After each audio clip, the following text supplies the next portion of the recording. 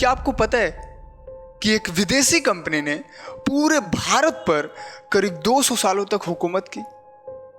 लेकिन सवाल उठता है कैसे, और कैसे यहां के रहने वाले लोगों ने उनका विरोध किया। चलिए समझने की कोशिश करते हैं इतिहास के इस पूरे सीरीज के माध्यम से आधुनिक भारत के उस कहानी को जिसने हमें आजाद भारत तक पहुंचा दिया। नमस्कार दोस्तों, स्वागत है आपका हमारे इस नए ऐतिहासिक सफर में, जहां हम पढ़ेंगे आधुनिक भारत का इतिहास, यानी 1700 ईस्वी के बाद से लेकर आजादी और उसके बाद तक की कहानी। अब दिमाग में आपका एक प्रश्न जरूर आना चाहिए, या फिर आया भी होगा, कि जब आप इतिहास की शुरुआत कर रहे हैं तो आप आधुनिक भारत के इतिहास से क्यों पढ़ा रहे हैं? सबसे पहले एंशिएंट में जाते, फिर मिडिवल में जाते, फिर मॉडर्न आते। देखिए, सबसे पहली चीज हम क्लियर कर देते हैं कि इतिहास एक ऐसा सब्जेक्ट है जिसका अगर फाउंडेशन सही नहीं हो, और हमें लगता है कि आपको बेसिक तौर पर सही से इतिहास नहीं पढ़ाया गया है। लोगों के दिमाग में या बच्चों के दिमाग में ये डाल दिया गया है कि इतिहास सिर्फ तथ्य और कहानी और डेट ही रह गया है। ऐसा नहीं है। इतिहास क्या है? सिंपल सा क्वेश्चन है, इतिहास क्या है?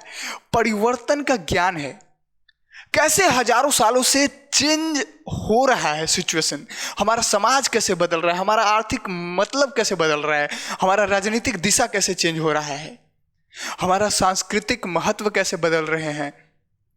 ये पूरे चेंज को आप समझ पाइएगा, लेकिन इतिहास को आप कॉन्सेप्ट के आधार पर समझिए, तथ्य और डेट के आधार पर नहीं। डेट और तथ्य हम मानते हैं वो प्रमाण है, वो प्रूफ देते हैं कि इस समय में ये हुआ था। आपको हिस्ट्री में दिलचस्पी पैदा हो, रोमांच पैदा हो, आपके अंदर रोचक चीजें जानने का जिज्ञासा पैदा हो, उसके लिए हम थोड़ा सा मॉडर्न से शुरुआत करने की कोशिश कर रहे हैं, क्योंकि इसमें बहुत सारी चीजें आपको पढ़ने को मिलेगा। जैसे मध्यकालीन युग से आधुनिक युग तक का जितना भी संक्रमण काल का जो स्थिति रहा है, जो सिचुएशंस रहे हैं भारत में, वो आपको जानने को मिलेगा। आपको कई सारे विद्रोह देखने को मिलेंगे, नेशनलिज्म उभरता हुआ दिखेगा, लोगों के मन में देश प्रेम की भावना जगता हुआ दिखेगा, लोकतंत्र, राष्ट्रवाद, समाजवाद जैसे विचारों का उद्भव होगा भारत में। तो आपको जिज्ञासा पैदा होगा चीजों को जानने का। 1857 का विद्रोह पढ़ेंगे, खेरा विद्रोह पढ़ेंगे, मुंडा विद्रोह पढ़ेंगे, हो विद्रोह पढ़ेंगे। ऐसे कई सारे विद्रोह है जिसको पढ़ने पर आपको देश के लिए एक जज्बा तैयार होगा। तो आपको रोमांच आएगा, दिलचस्पी पैदा होगी इतिहास को लेकर के। भारत दुनिया का सबसे बड़ा जन आंदोलन का संगठन करता बनता है। दुनिया में सबसे ज्यादा जो जन आंदोलन है उसका मेन पावर बनता है भारत। ये कैसे आप समझ पाइएगा? जब आप इतिहास को समझिएगा। और अंत में आजादी के टाइम, जब 15 अगस्त 1947 को जब भारत आजाद हुआ था, उसके बाद भारत का तो वो पहला स्वतंत्रता मिला जिसको राजनीतिक स्वतंत्रता बोलते हैं, और बाकी आर्थिक रूप से, सामाजिक रूप से हम कहाँ स्वतंत्र थे। बहुत सारे संघर्षों के बाद हमें स्वतंत्रता मिला है। ऐसा कहा जाता है कि स्वतंत्रता के दिन हम खुशी भी मना रहे थे और शोक भी मना रहे थे। कैसे? तो जब स्वतंत्र हुआ देश, उस समय विभाजन हुआ, देश का बंटवारा हुआ, कई सारे दंगे फसाद हुए, रक्तपात देखने को मिला। दोस्तों, आधुनिक भारत का इतिहास उस दौर की कहानी है जब मुगल साम्राज्य का पतन हो रहा था और अंग्रेजों की ईस्ट इंडिया कंपनी धीरे धीरे करके पूरे भारत पर अपना नियंत्रण ले रही थी। यह वही समय था जब भारत राजनीतिक रूप से बटा हुआ था और अंग्रेजों ने अपनी फूट डालो और राज करो की नीति को अपनाकर पूरे देश को धीरे धीरे गुलाम बना दिया। दोस्तों, आधुनिक भारत का इतिहास सिर्फ एक विषय नहीं है, यह हमारी पहचान है, हमारी चेतना है, हमारे देश के भविष्य का नींव है। यह हमें बताता है, यह हमें सिखाता है कि कैसे हमारे पूर्वजों ने कितने संघर्षों के बाद, कितने युद्धों के बाद, कितने कष्टों के बाद हमें आज़ादी दिलाई है। और उस आज़ादी का महत्व हम समझ पाएंगे जब हमको उस चीज़ के बारे में जानकारी होगा।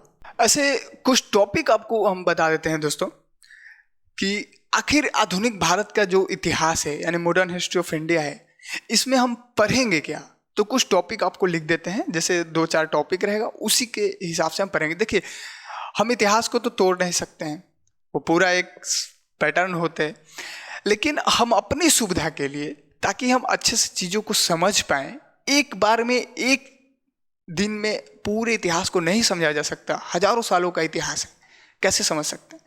तो हम चीज़ों को क्या करते हैं कि तोड़ तोड़ के समझने की कोशिश करते हैं, फिर एक डायग्राम बनता है माइंड में पूरा, फिर समझ में आता है।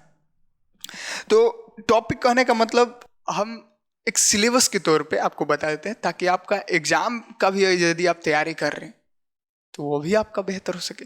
ठीक है, देखिए सबसे पहला टॉपिक क्या होगा। सबसे पहला टॉपिक होगा 18वीं सदी का इतिहास।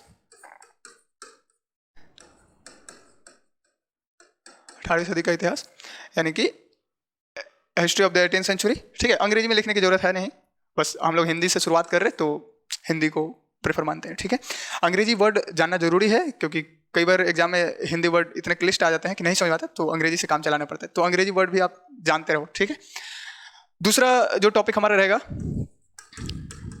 भारत में औपनिवेशिक नीति का विकास। और फिर राष्ट्रवाद का इतिहास,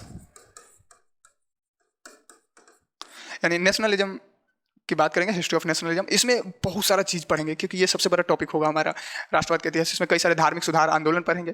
ठीक है, कई सारे जो भी आंदोलन हुआ है, जो भी विद्रोह हुआ है, सब चीज़ इसी में हम क्या करेंगे कि देश भी आज़ाद इसी में होगा, इसी टॉपिक के अंदर। ठीक है, तो आप ये बहुत बड़ा टॉपिक होगा और पढ़ने योग्य होगा, हालांकि सभी है। ठीक है, और जो लास्ट टॉपिक हम लोग डिस्कशन करेंगे, तो आपको बताते हैं क्या, आज़ादी के बाद का इतिहास।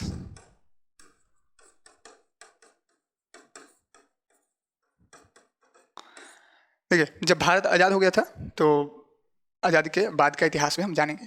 कारण क्या है, हम बार बार ये बोल रहे हैं कि हमको वर्तमान को समझना है, इसके लिए हमको इतिहास समझना होगा। इतिहास जब हम समझेंगे तो वर्तमान में क्या चल रहा है ये समझ में आएगा, और भविष्य में क्या होने वाला हो सकता है वो समझने की कोशिश कर पाएंगे हम। तो कारण क्या है, अब देखिए इतिहास 1947 तक तो रहा नहीं, अब इतिहास हमारा 1947 के बाद भी बन गया है, बहुत सारी चीज़ें आया है इतिहास के अंदर, तो हमको वो चीज़ें भी जानना होगा। हम पहले भी बता चुके हैं कि हमारा पहला स्वतंत्रता 1947 में मिला था, जो औपचारिक था, लेकिन व्यवहारिक स्वतंत्रता हमको बाद में आकर के मिलता है, क्योंकि उसके साथ कई सारे संघर्ष जुड़े हुए हैं। ठीक है, तो उस चीज़ को भी हम जानने की कोशिश करेंगे, वो बाद में। ठीक है, तो हम आफ्टर इंडिपेंडेंस ऑफ हिस्ट्री, ठीक है, जब मतलब इंडिया जब देश आज़ाद हो गया था, उसके बाद का जो इतिहास रहा है उसके बारे में भी जानने की कोशिश करेंगे। ठीक है, तो मिलते हैं दोस्तों अगली क्लास में।